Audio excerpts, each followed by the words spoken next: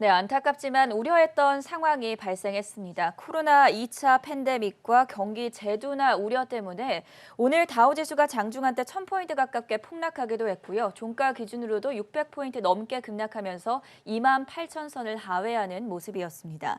잠시 후에는 우리나라 3분기 경제 성장률 속보치가 발표가 되는데요. 한국 경제에서도 삶은 개구리 증후군에 시달리고 있다라는 경고가 나오고 있는 상황이라서 오늘은 이 문제에 대해서 긴급한 진단 들어보도록 하겠습니다. 한국경제신문사의 한상춘 논설위원 스튜디오에 나와 계십니다. 안녕하십니까? 네, 안녕하십니까. 네, 위원님, 위트위터에 했던 미국 증시가 결국 우려했던 상황을 맞았습니다. 오늘 뉴욕 증시 상당히 큰 폭으로 하락하면서 마무리가 됐는데 증시 상황 어떻게 보셨습니까? 미국 증시나 그 한국 증시 전부 펀더멘탈 장세라리죠. 그래서 펀더멘탈의 그 큰 요인이 경기 즉 성장률과 대변되는 경기 성장률 하기 때문에 이번 주에 그 성장률 발표가 아주 집중돼 있죠. 네. 그리고 기업들의 실적인데 역시 29일 날 우리 서학개미라 하는 그 미국 주식을 많이 보유한 분들이 많이 갖고 있는 빵주들의 기업 실적이 예상돼 있죠. 그래서 아무래도 이런 쪽이 관심이 되는데요. 역시 그 경기 문제 관련해서는 경제 봉쇄냐 이제 해제냐 이 여부 관련해서 코로나 문제가 가장 중요하니까 코로나의 그 미국의 확진자 수가 8만 명이 넘었죠. 네. 말씀드린 대로. 근데 여기에 그 대처가 지금 어쨌든 최고 통수권자는 대통령 선거라는 절차가 있긴 하지만 지금은 미국의 대통령이거든요. 그러면 미국 국민들한테 이렇게 8만 명이 넘는 이렇게 코로나 보면 대선 일정과 관계없이 미 국민들한테 코로나 통제에 대해서 사실 자기 본분을 다하는 것이 대통령 선거 여부와 관계없이 대통령의 책임이 아닌가 생각합니다. 네. 근데 대선과 맞물려서 사실 누구나 쉽게 그렇게 할 수는 없지만 보여주는 자세가 코로나 문제가 다시 8만 명 되고 대선에 불려오니까 코로나에 대해서 통계 수치의 그 허점을 얘기했거든요. 그러면 미국 같은 국가에서 통계 자존심이 있는 국가인데요. 네. 자기네 나라에서 자기의 대표 기관이 코로나 확진자 수가 존스 홉킨스라든가 이런 데서 발표하는데요. 최고 통수권자가 그것을 이렇게 대선에 부정하는 불렸다고 것이죠. 부정한 것은 네. 있을 수가 없는 행위죠. 그것이 미국 월가에서 경기에 대해서 결국 통치 행위에 해당되는 코로나 문제에 대해서 최고 통수권자 책임을 갖고 있는 이분이 이렇게 책임 회피론과 함께 통계 수치의 조작설이 나왔다 보니까 결과적으로 보면 미국 증시는 경기에 대해서 더블장 재둔화에 대한 공포가 되면서 사실 오늘 주가가 많이 떨어졌다 이렇게 됐습니다. 그래서 시청자 여러분한테 강한 어감을 주는 게 아니라 한 2주 전서부터 이런 사태가 올 수 있는 대비해서 파월 의장이라든가 페드 의장이 재정 면에서 폭주 열차 이게 좋지는 않지만 이런 2차 팬데믹에 따라서 경기 재둔화 문제를 방지하기 위해서는 재정 면에서 폭주 열차가 향후 증시 흐름과 관련해서 굉장히 중요한 대목이 될 거다라는 것을 말씀드렸었는데요. 역시 경기 부양책이 지금은 오락가락하는 사항이 불과 대선이 일주일 앞두고 난 상태에서도 네. 결정되지 못한 상황이거든요. 그러다 보니까 실망 매물이 쏟아지면서 결과적으로는 3대 지수가 비교적 큰 폭으로 떨어졌다 이렇게 보시면 되겠습니다. 그리고 오늘 이제 시청자분들한테 관심이 되는 것은 국제간 자금 흐름에 대해서 제가 계속해서 말씀을 드리는데요. 그동안 코로나 직후에 미국의 기술주를 중심으로 해서 자금을 블랙홀처럼 빠져졌죠.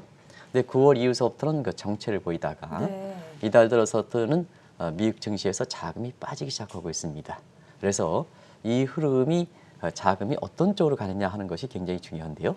지금은 중국 쪽으로 많이 흘러가고 있습니다. 그리고 최근에 보면 신흥국 통화에 대해서 굉장히 환차 매력이 크다 하는 것이 미국의 글로벌 인베스트 뱅크들의 그 보고서가 나오고 있는데요. 그런 측면에서 신흥국 통화들이 그 강세를 보이면 자금이 환차익 때문에 들어오게 되는 배경이 되죠. 그런 측면에서 지금은 중국 중심으로 해서 아마 8월서부터는 미국 증시가 나쁘다는 게 아니라 네. 많이 올랐으니까 차익을 좀 실현해 주시고 그다음에 사실 중국이라든가 이런 쪽에 포트폴리오 균형을 잡으실 필요가 있다는 걸 말씀드렸었는데요. 우리 서학개미들이 비교적 좀 현명하게 잘 대처하는 것 같습니다. 우리가 미국의 그 주식 매입 규모를 보면 네. 일부 그렇게 증권사 이렇게 다들 그런 건 아닙니다. 이렇게 일부 증권사들이 주가가 떨어졌기 때문에 이게 저가 매수할 수 있는 전형적 기회입니다. 이렇게 이제 많이 여러 가지 수수료라든가 뭔가 이런 측면에서 영업 전략을 그 재강화하는 쪽으로 이렇게 되고 있습니다는 실제로 금융사 증권보다 지금 현명한 것이 서학개미들이거든요. 그래서 이런 추세를 반영해서 9월 달에 미국 이렇게 주식의 매수가 128억 달러까지 아주 정점에 달았거든요. 네. 근데 이달 들어서는 지금까지 55억 달러이기 때문에 확실하게 이런 흐름을 서학개미들이 이렇게 사실 그렇게 감지하는 상태에서 미리미리 포트폴리오에 대비하는 것이 아닌가 이렇게 보고 있습니다. 많은 분들이 궁금해하고 또 의아해할 수 있는 부분이 바로 이번 주 29일에 발표될 3분기 미국의 경제 성장률입니다. 현재는 30%가 넘을 것이다, 양호하게 나올 것이라고 예상이 되고 있는데 주가는 오히려 폭락하니까 왜 이런 현상이 나타나고 있습니까? 펀더멘탈 장세에서 가장 중요한 것이 네. 사실 경제 성장률이 되겠죠. 그래서 이번 주에서는 오늘 한국의 3분기 성장률이 발표되고 29일에는 미국의 2분기 3분기 속보치가 발표되고 10월이 첫 달이니까 그다음에 유로에서는 그 다음 날 유로의 그 3분기 성장률이 발표되는데요. 지금 예상은 최소 30% 나올 거로 이렇게 보고 있습니다. 지금 아틀랜타 나우의 속보치를 보면 33%까지 가능하다 해서 최소 30% 정도는 나올 거로 이렇게 보이는데요. 지금 보면 30%면 최소 30%면 아마 눈이 깜짝하실 겁니다. 네. 근데 이 대목에 있어서는 미국의 성장률의 통계 방식은 미국은 GDP 통계가 이제 상무부에서 1947년부터 발표한다는 것은 시청자분이 잘 아실 거로 생각하고요. 그다음에 통계 방식이 전분기 대비 연율입니다. 그렇기 때문에 기저효과의 맹점을 갖고 있거든요. 그래서 기저효과 맹점이라는 건 뭐냐면 전분기에 성장률이 높게 나오면 다음 분기에는 성장이 괜찮더라도 성장률이 낮게 나오는 이렇게 되고요. 그다음에 지난 2분기처럼 2분기에 미국의 그 성장률이 마이너스 31.4% 나왔거든요. 네. 이렇게 콕 해서 분모가 빠지면 다음 분기에는 성장률이 이렇게 높게 나온다. 그래서 전미경제연구소 미국의 비즈니스 사이클에서 회복기냐 침체기냐를 공식적으로 판명하는 것은 이 기저효과 맹점 때문에 두 분기 연속 추세 가지고 본다는 것은 잘 아실 거로 생각합니다. 그러면 한번 30%가 3분기 나왔을 때, 자 지금의 GDP의 절대 수준 한번 보겠습니다. 자 2분기에는 마이너스 31% 빠졌죠. 네. 근데 2분기, 3분기에는 30% 올랐다. 그러면 자 2분기 때는 절대 수치가 높은 데에서 31% 빠졌습니다. 근데 이번에 30% 나오면 분모가 낮은 데서 30%가 되니까 자 2분기 이전보다 절대 수치는 낮아졌죠. 네. 이렇게 이런 측이 때문에 30bp가 나온다 하더라도 2분기 직전에 GDP의 절대 수준보다는 사실 낮은 수준이다 하는 것을 말씀드리겠는데요. 그러다 보니까 당연스럽게 증시 입장에서는 3분기 성장률이 30% 이상 나오더라도 큰 의미를 두지 않고 4분기에는 어떻게 될 것이냐 하는 네. 측면이 벌써 눈이 앞에 가 있다고 볼 수 있습니다. 그러다 보니까 지금 상태에서 사실 2차 팬데믹에 대한 우려가 되다 보니까 경제 통제가 안 된다. 그러면 경제 봉쇄가 바이든이 만약에 들어올 때는 경제 재봉쇄가 불가피하지 않느냐. 그러면 성장률을 거꾸로지지 않느냐 하는 이런 측면에서 W자형 경기 우려. 3분기에는 경기가 반짝 회복하다가 4분기에는 다시 경제 성장이 떨어지지 않느냐 하는 것이 미국 증시에 영향을 미쳤다 이렇게 보겠습니다. 이런 거를 방지하려면 사실 바람직하지 않지만 겨울철을 앞두고 재정면에서 좀 불을 떼주는 폭 절차가 필요했던 사항이거든요. 그러다 보니까 나오지 않고 있는데요. 지금 3분기 관련해서 사실 오늘 증시가 떨어져서 이것도 물거품 되긴 했습니다는 네. 3분기 성장률이 30% 이상 나올 거를 대비해서 대선 직전에 트럼프는 마지막 카드로 수보 회복이다. 이거에 대비해서 바이든이 될 때는 경기 침체, 증시 침체다. 이런 양강 전략에서 마지막 카드를 삼았거든요. 그런데 오늘 주가가 이렇게 많이 떨어지다 보니까 결과적으로 트럼프의 전략도 잘못된 게 아닌가 하는 이런 쪽의 월가의 언해 시장에서 나오고 있다 이렇게 보겠습니다.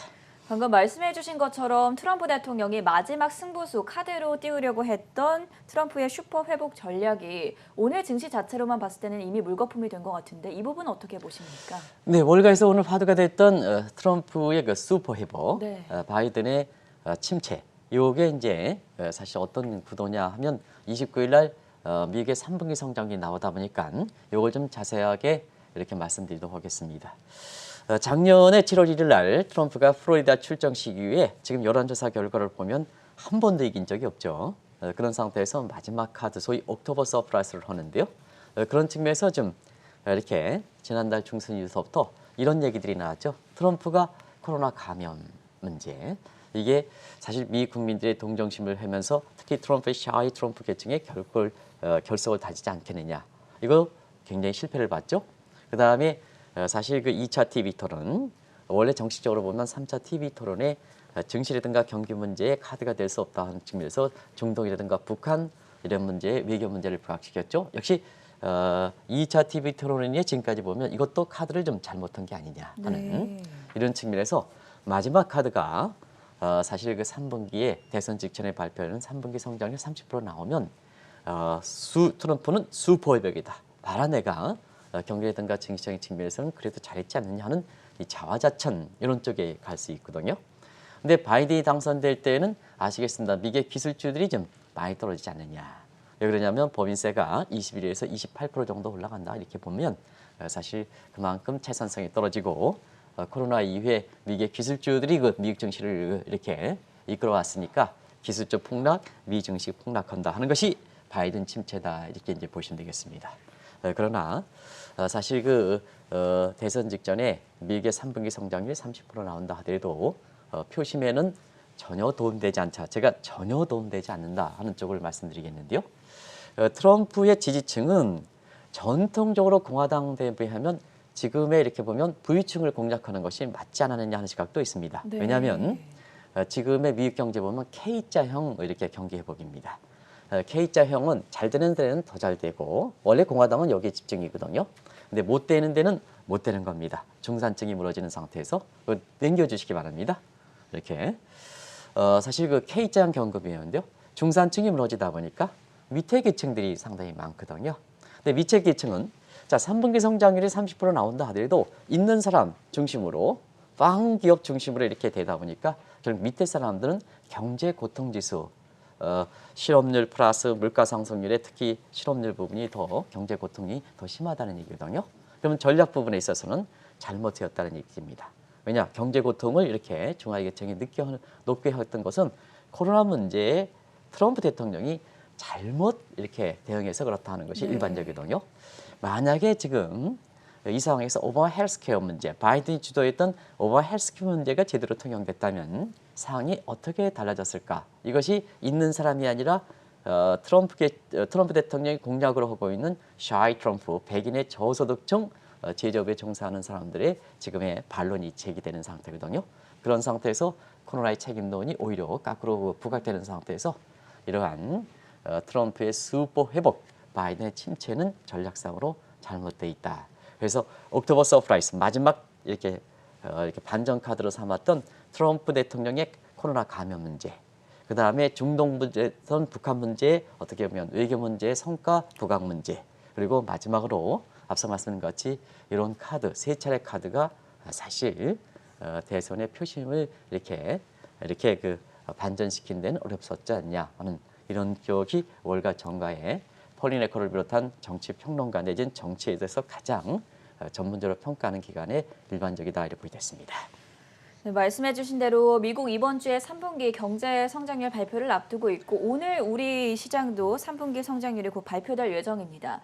여기에 대해서도 여러 가지 의미와 상징성을 부여시킬 수 있지 않겠습니까? 네, 일단은 그 코로나 문제. 네. 사실 우리나라가 이렇게 코로나의 충격을 받고 대외 환경에 있지만 지금까지 성장률적인 측면에서는 비교적 좀 양호했죠. 그렇죠. 그래서 여기 성장률이 나오고 있습니다는 우리는 미국과 달리 전분기 대비입니다. 과거에는 전년 동기비 하다가 지금 전분기 대비 연율로 바뀌지 않고 전분기 방식입니다. 그래서 요 마이너스 0.8%가 미국의 마이너스 31점보다 굉장히 양호하지 않느냐.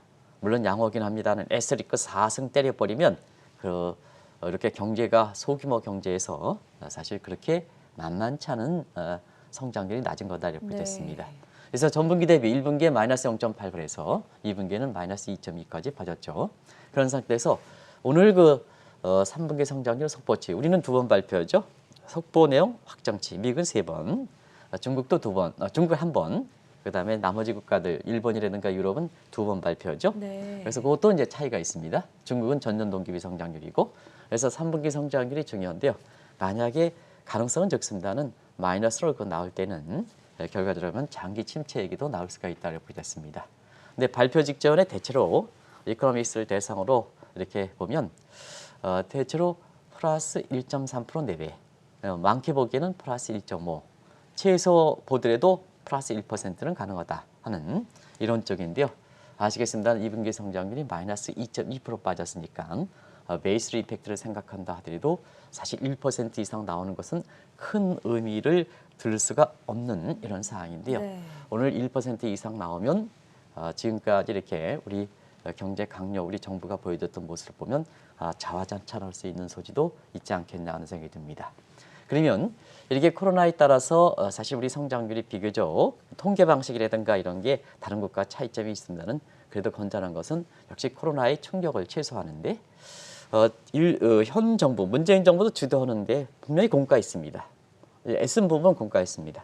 근데 해외에서 보면 우리 국민들이 이렇게 어려울 때마다 뭉치고 가치라든가 이념 여부와 관계없이 이번엔 좀 약화되긴 했지만 자발적으로 협조한 대목이 굉장히 더 크다 하는 측면에서 우리 코로나에 대해서 경제 충격이 최소한 것이 반드시 우리 현 정부의 경제 강요에 이렇게 경제 정책이 잘 돼서 그런 것은 아니다 이렇게 보시면 됐습니다. 그런 것이 이제 마스크 착용이라든가 사회적 거리두기 그다음에 이런 측면인데요.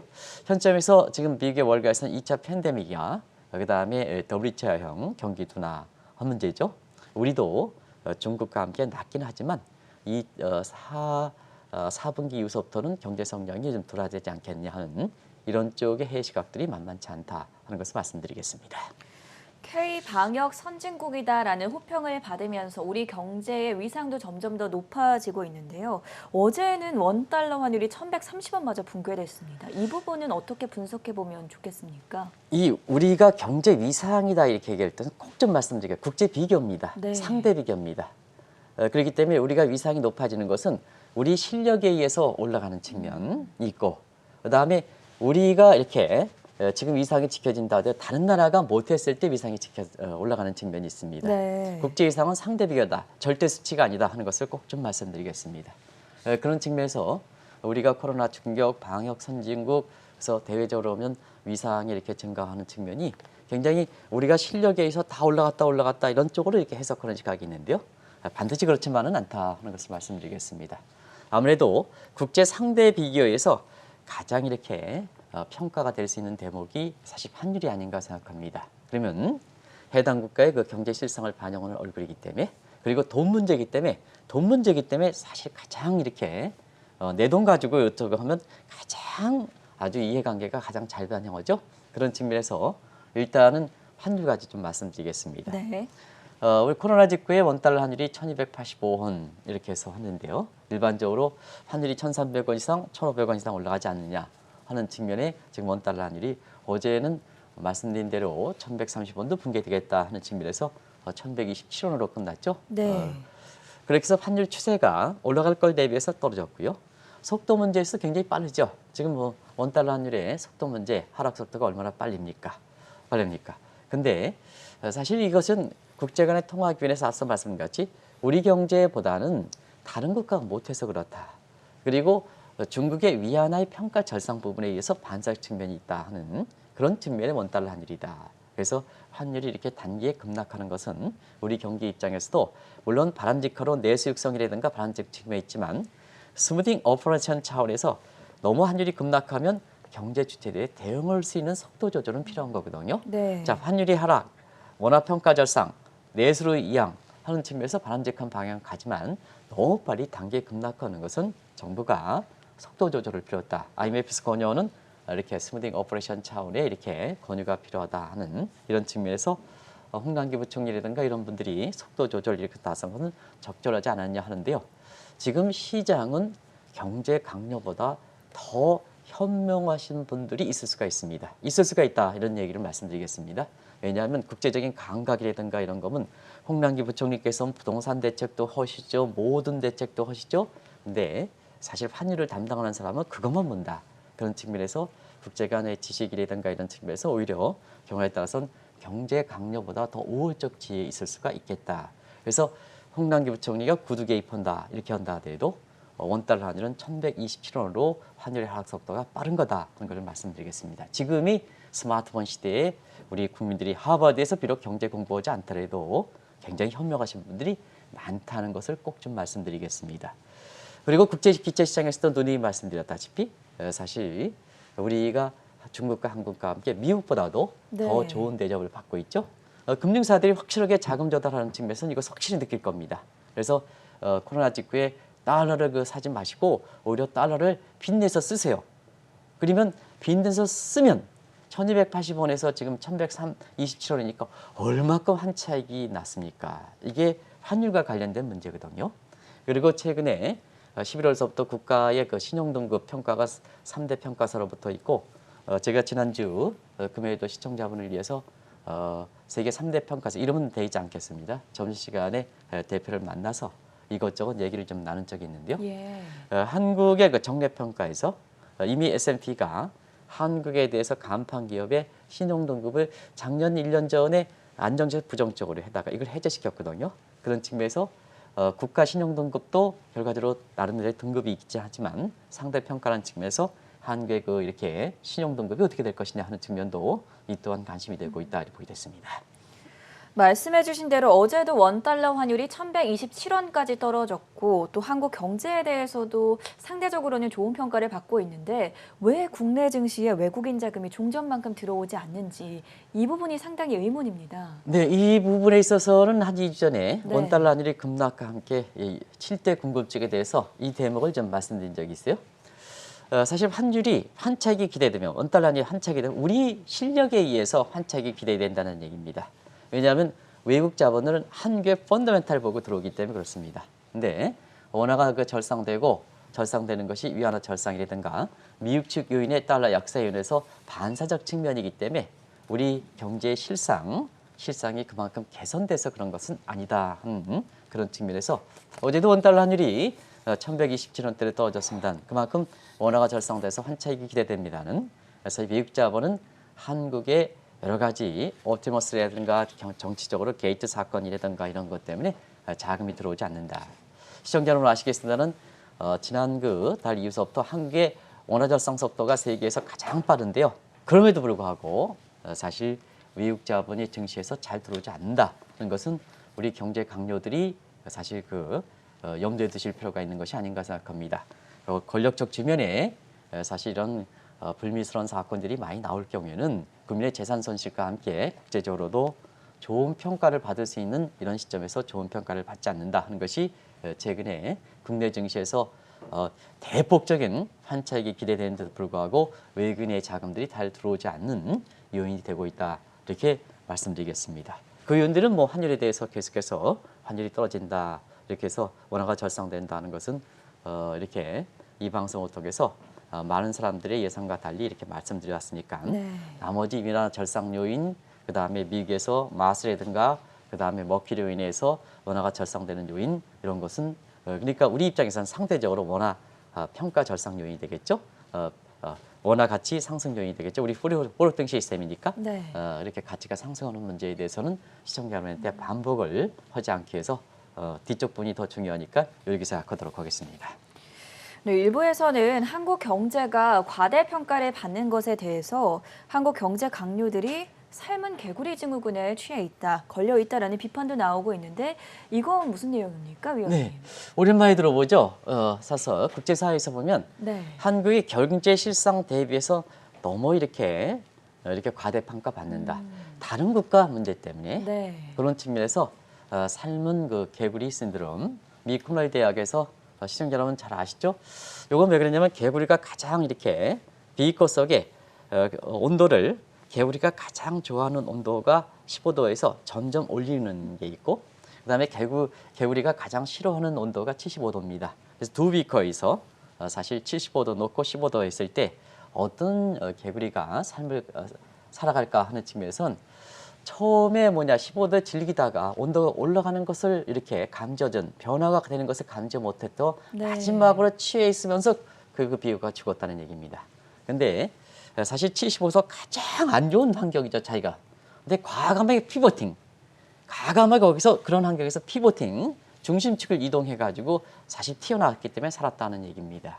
그러면 변화에 적응하지 못하면 나중에 큰 화를 당한다 이 뜻인데요. 왜 이런 얘기가 나오냐 하면 한국이 그동안 뭐냐, 우리 성장률에 있어서는 올해 한번 보시기 바랍니다. OECD 성장률이 올해 37개 회원국 중에서 1위다. 뭐 이거는 시청자 여러분, 우리나라의 대통령께서도 말씀하셨기 때문에 아마 다들 아실 겁니다.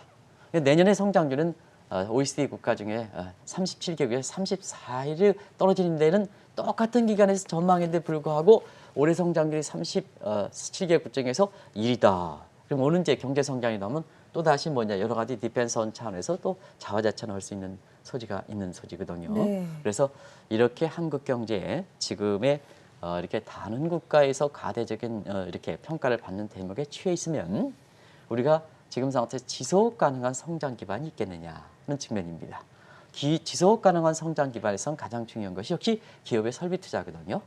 기업의 설비 투자 이런 측면에서 지금의 한국의 기업 정책에서 규제 정책이라든가 이런 것 얼만큼 저는 그렇습니다. 아주 이렇게 기업인들이 이렇게 여러 가지 뭐 이렇게 사업을 하다 보면 이렇게 법과 규제에 맞지 않은 행동들이 있을 수가 있습니다. 그런데 사실 그 한 기업이 한 나라 그 경제에서 얼만큼 많은 고용 창출이라든가 세금을 냈냐 하는 문제에 있어서는 굉장히 그 또한 긍정적 측면이 많지 않느냐 하는 생각이 듭니다. 제가 조심스럽게 양면을 얘기하는 겁니다. 네. 그런 측면에서 이건희 삼성그룹 회장께서 이렇게 돌아가시면서 여러 가지 상속세 문제라든가 이런 규모들이 나오는 거 이렇게 보면 그런 많은 이렇게 공식적으로 세금을 낸 상태거든요. 그래서 이 많은 이렇게 상속세를 내서 이렇게 어려울 때, 코로나 사태 어려울 때 또 많은 사람들이 거기에 혜택을 받는 거거든요. 그래서 기업인들을 칭찬해달라는 얘기는 최소한 안 하겠습니다. 근데 그렇게 애써서 혁신적 아이디어를 통해서 한국 경제에 이끌어주는 사람한테는 네. 일단은 칭찬을 안 하더라도 객관적으로는 좀 평가의 대목이 아닌가. 그것이 한국 경제가 자원이 부족한 상태에서 한국 경제 그나마 이렇게 권력을 갖고 있는 사람들도 그만큼 권력을 유지하게끔 기본이 됐던 배경이거든요.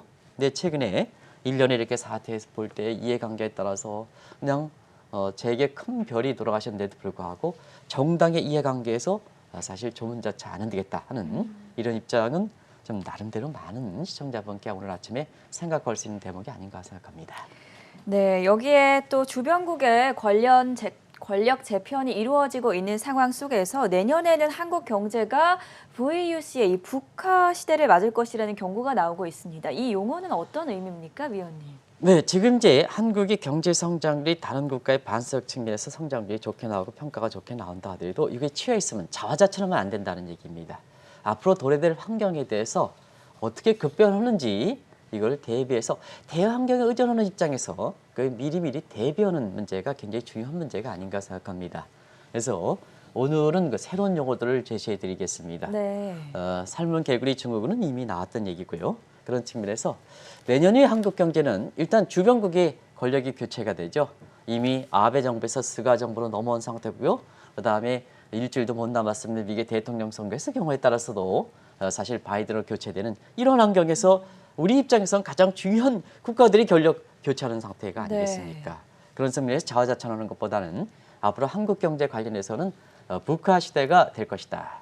북한은 뭘까 할 때는 volatility, 변동성이라 하죠. V, 그다음에 uncertainty, 불확실성, 그 U자, 그다음에 complexity, 복합성이라는 얘기죠. 네. 복잡성, ambiguity, 모호성 하는 측면에 이 방송을 통해서 이런 북한가 new abnormal이다 이런 표현으로 이렇게 대변할 수 있다 이렇게 됐습니다. 근데 한국 경제 성장률이 오늘 이렇게 플러스가 나온다 하더라도 질적으로는 K자 양극화죠. 우리도 K자 양극화지 않습니까? K자 양극화 구조에서는 지속 가능한 문제가 있다는 얘기입니다. 내년 성장률이 OECD에서 37에서 34위로 떨어지지 않습니까? 이때는 어떻게 될 것이냐 하는 측면이거든요. 이걸 비판하는 것보다는 어쨌든 뉴딜 정책을 좀 성공을 해야 되고 그다음에 이렇게 삶은 개구리 증후군이 있다 보니까 오늘 성장률이 좋게 나와서 자화자찬하는 것보다는 자 내년에 북화 시대 변동성이 강하고 그다음에 복잡성이 있고 불확실하고 아주 애매모호한 네. 이런 시대에서 자화자찬한 것은 선제적으로 대응해야 되지 않느냐. 선제적으로. 근데 우리는 지금까지 재정이 중심이 됐으니까 금융이 보완해줘야죠. 그래서 우리가 부동산이라든가를 생각하지 말고 부동산 네트워크보다 이게 더 중요한 거거든요. 질서 재편. 그런 측면에서 자 정시 쪽으로 자금을 좀 해줄 필요가 있다. 근데 여기에 따라서 사실 증시의 부양책은 뭘까 하는 측면에서는 사람들이 증시의 부양책에서 돈을 밀어주고 금리를 낮춰야 된다는 시각이지만 그렇지는 않습니다. 사실 금융사고를 적게 하는 것도 증시 부양입니다. 근데 금융사고를 저지른 이건 옵티머스의 가장 핵심적 어떻게 증권사가 정부에 운용하는 자금의 파트너로 들어갑니까? 주도. 네. 이것도 금융사고의 긴축입니다. 증시를 악화시키는 이런 쪽이죠. 왜냐하면 애매모호하기 때문에 이런 측면을 한번 잘 보시기 바랍니다. 두 번째는 증시 부양이라는 것은 저금리 돈을 부는 것뿐만 아니라 자 대주주 양도 차익에 대해서 연자재 폐지하는 문제라든가 그다음에 자 3억 이렇게 되는 측면에서 5억이든 10억이든 이렇게 해주는 것도 증시 부양입니다. 지금 이제 많은 이렇게 분들이 저한테 물어봅니다. 사실 그 대주주 양도 차익 누구보다 많이 얘기했기 때문에 네. 대주주 양도 차익 8만 명이 되지 않느냐. 홍부총리도 그렇게 말씀하셨습니다는 8만일 때 그 사람들 대상으로 해서 대주주 양도 차익이 3억으로 줄여오면 되지 않느냐. 그게 아닙니다. 그분들이 주식을 많이 갖고 있기 때문에 3억으로 되면 주가가 뭐냐 연말 앞두고 전부 이렇게 처분하게 되면 지금 어제 코스닥 얼마나 떨어졌습니까? 그렇죠. 코스닥 떨어지면 네. 자, 이 동학개미들 2천만 원, 1,000만 원, 비트 영끌해가 주가가 폭락하게 되면 신용미세에서 그 젊은 사람들 고용 창출이든가 이런 점이 지금 얼마나 지금 어렵습니까? 주택 문제라든가 그래서 이나마 이렇게 해가지고 이것에서 보완하려고 그러는데요. 사실 8만 명 적기 때문에 이거 해야 된다. 아니죠. 주가가 폭락하면 전부 신용미세 걸리죠. 네. 이런 걸 생각해서 지금 모처럼 여당 입장에서는 3억에서 5억 이것도 줍니다. 이게 정시부양입니다. 이 정시부양해야 내년에 돌아오는 북가시대에 한국이 사실 다시 한번 지금의 자자치는 국면을 내년 쪽에 더 유지하면 내년 대선이지 않습니까? 그러면 현 집권당이 가장 혜택을 받는 겁니다. 그런 측면에서 제발 공적운영기금의 사고를 저지른 핵심적인 이 증권사들이 거기에 들어간다든가 그다음에 정시부양은 돈을 부는 게 아니고 돈을 부는 것도 있습니다는 네. 제도적으로 보면 제도적으로 풀어주는 것도 정시부양이다는 걸 꼭 좀 말씀드리겠습니다. 네, 2차 팬데믹과 W자형 경기 공포감에 미국 증시 오늘 큰 폭으로 하락 마감했습니다. 이런 가운데 한국 경제도 삶은 개구리 증후군에 대한 경고성 멘트들이 나오고 있는데요. 오늘 잠시 후에 발표될 3분기 경제 성장률 그리고 향후 전개될 북한 시대를 맞아서 신중한 대응 전략 함께 세워봤고요. 지금까지 한국경제신문의 한상춘 논설위원과 함께했습니다. 말씀 고맙습니다. 네.